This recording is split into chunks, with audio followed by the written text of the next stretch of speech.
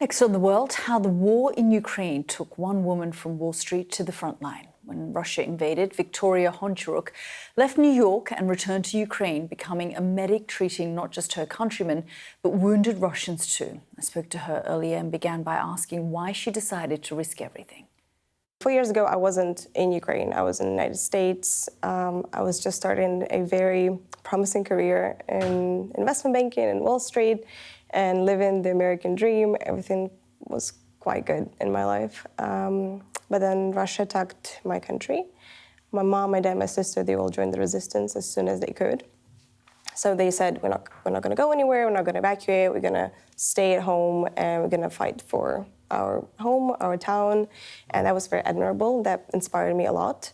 And after a couple of months helping from far away, I said, well, I cannot also stand back. I cannot watch Russia, the biggest country in the world, right, attacking my country, going against everything that I believed in, everything that I grew up with, my culture, my language, just anything that made me me, you know. So for me, war started when I realized that everything that I knew before today, before 24th of February 2022, is not going to be the same way. So for me, it was a very easy decision now that I look back. A lot of people think it was a difficult decision to leave a good career, good life, and go back to Ukraine and go to the front lines.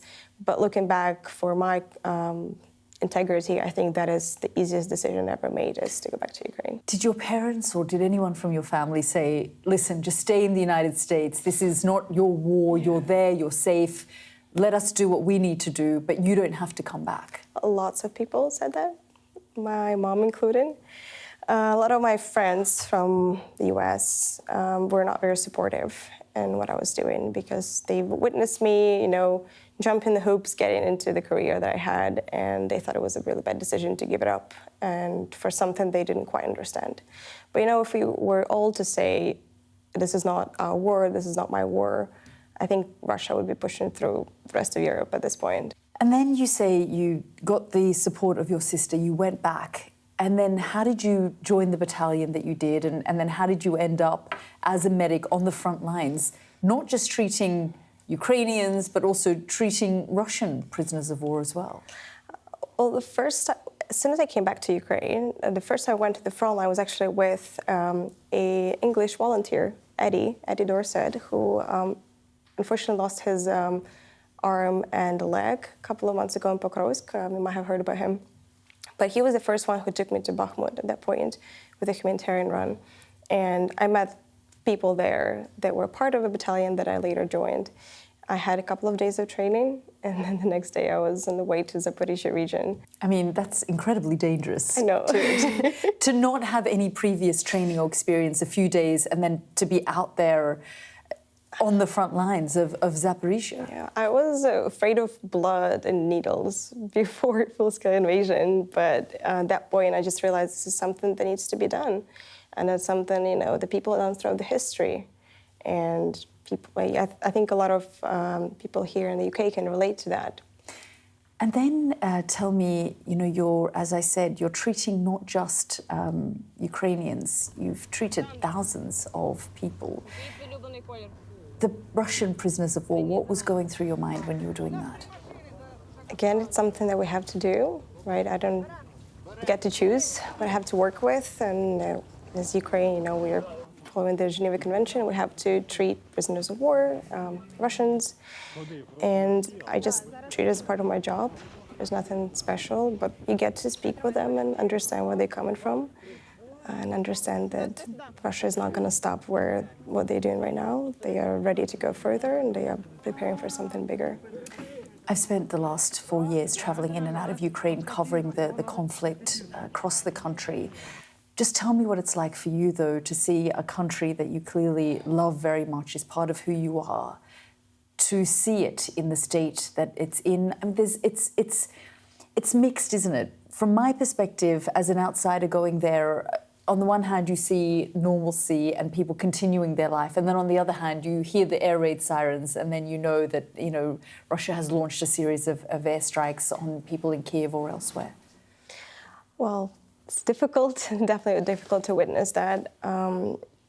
But also I'm very proud of Ukrainians, because if you look back at 2022, this is because not everyone evacuated. It's because people have decided to stand up to Russia and protect their land. That is the only reason why we still have something left out of Ukraine, right? And a big portion, because for 4 years, Russia's not been able to take any, large cities, not any bigger parts that they have since 2014.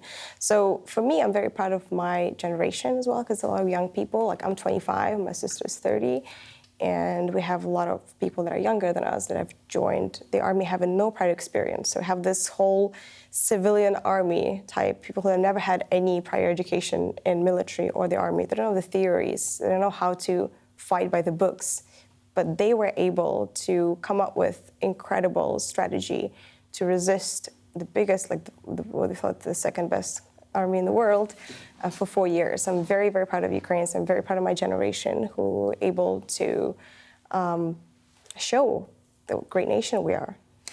And we've also seen the advancement in technology. I mean, it's turned into a conflict where people are almost learning about warfare through drones, Exactly. For example, multiple generations now of drone warfare.